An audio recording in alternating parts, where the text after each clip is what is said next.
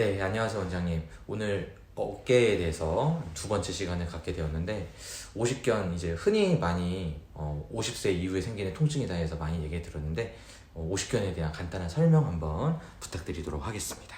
네. 오십견은 말 그대로 이제 50대에 많이 생기는 어깨 질환을 얘기합니다. 근데 이게 동결견이라고 얘기를 하는데, 동결, 즉 굳어졌다는 얘기죠. 또 다른 말로는 유착성 피막염, 어깨를 싸고 있는 이렇게 막이 있습니다. 인대 같은 막이 있는데 거기가 유착됐다는 거죠. 그래서 이제 그것도 일종의 굳어졌다는 거고, 어깨에 싸고 있는 막이, 그 다음에 마지막에 이제 염자가 들어간다는 건 일종의 염증이라는 거죠. 그래서 염증이 지속되면서 그런 과정 속에서 어깨 주위에 작은 인대막이 굳어지는 게, 그게 대표적인 오십견을 설명할 수 있는 이름이면서 오십견을 특징 지어주는 그런 말입니다. 네, 원장님, 그러면은 염증이 있으면서 굳어졌다고 말씀을 하셨는데, 염증이 있으면서 굳어진 이유는 무엇인가요? 네. 염증이 있으면서 굳어졌다는 게 어떻게 보면 오십견 치료의 가장 중요한 부분인데, 그러면 이제 왜 염증이 생기고 그 다음에 굳어지냐, 이렇게 이제 그런 부분을 파헤쳐 들어가야 됩니다.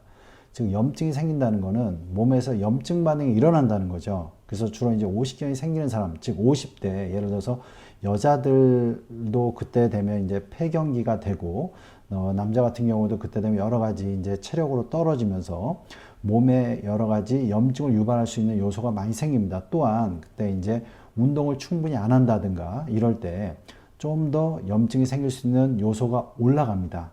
그래서 여러 가지 복합적인 요인이 생기지만 전신적인 부분, 즉 면역력이 떨어지고 이런 부분이 복합될 수 있습니다. 근데 이제 응용근 신경학적으로 어깨에서 뒤를 잡아주는 뒤쪽에 있는 근육, 어깨에서 이렇게 우리가 어깨 이렇게 반대로 돌리는 근육이죠. 이런 돌리는 근육을 소원근과 극하근이라는데, 이게 면역을 대변하는 대표적인 근육입니다. 즉 이제 어떤 전신 기능이 떨어지면서 피곤하면서 면역이 떨어질 때 이런 어깨를 좀 더 뒤로 벌려주고 이런 근육의 기능이 떨어진다는 거죠. 자, 그러면 면역력이 떨어지면 염증을 유발할 확률이 많고, 그리고 이렇게 밖으로 돌리는 기능이 떨어지기 때문에 어깨가 자꾸 안쪽으로 좀 더, 우리가 흔히 내전된다 그러죠. 내전되면서 굳어질 확률이 높아지는 겁니다. 즉, 오십견은 단순히 어떤 굳어졌다는 부분만이 아니라 몸의 면역력과 어깨의 구조가 자꾸 틀어지면서 굳어질 수밖에 없는 상황이 됐다는 게 문제이고, 그런 부분을 치료하는 게 치료의 핵심이라고 말씀드릴 수 있겠습니다. 그러면은 염증 말고도 면역에 대해서도 얘기하셨는데, 그럼 뭐 치료법이 좀 달라질 수 있는 건가요? 네. 이게 이제 구조적으로는 굳어진 거고, 굳어지는 원인이 어깨를 싸고 있는 이제 회전근개 근육, 전번에 이제 어깨 충돌 증후군 할 때 네 가지 근육을 얘기했죠. 어깨를 움직여주는 네 가지 근육, 앞쪽으로 이렇게 돌려주는 근육을 우리가 이제 견갑하근, 어깨를 들어주는 근육을 극상근, 뒤쪽으로 이렇게 돌려주는 근육을 극하근과 소원근입니다.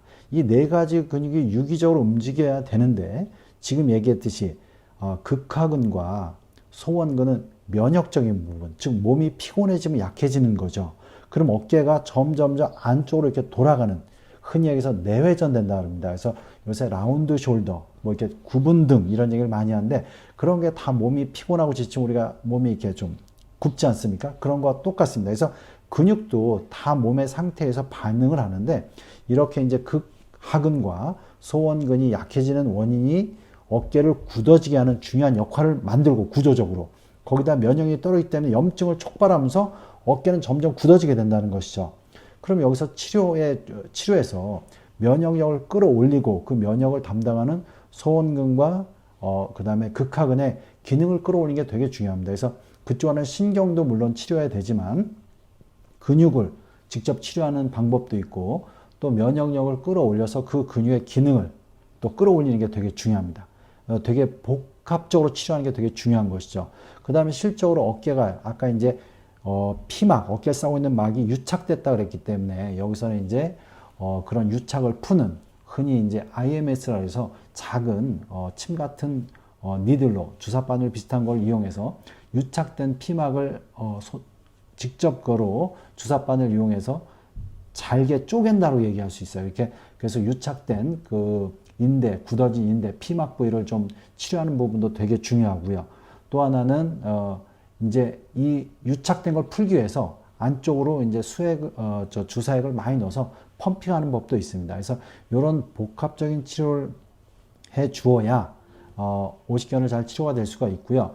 이게 치료가 됐다 그래도 이게 관리가 돼야 됩니다. 아까 얘기했듯이 어깨 주변 근육을 균형을 맞춰서 강화시키는 게 중요하기 때문에 적절한 운동 치료하고 필요하면 이게 이제 어깨를 잡아주는 근육이 등이나 목에서 영향받기 때문에 그런 척추의 상태를 같이 치료해 주는 게 중요하다고 하겠습니다. 궁금하신 점 있으면 댓글을 달아서 필요한 부분을 알려주시면 그거에 맞춰서 또 동영상 할 거고요. 당연히 구독해 주시면 감사하겠습니다. 이 정보가 여러분에게 많이 도움이 되셨으면 더욱 기쁘겠습니다. 감사합니다.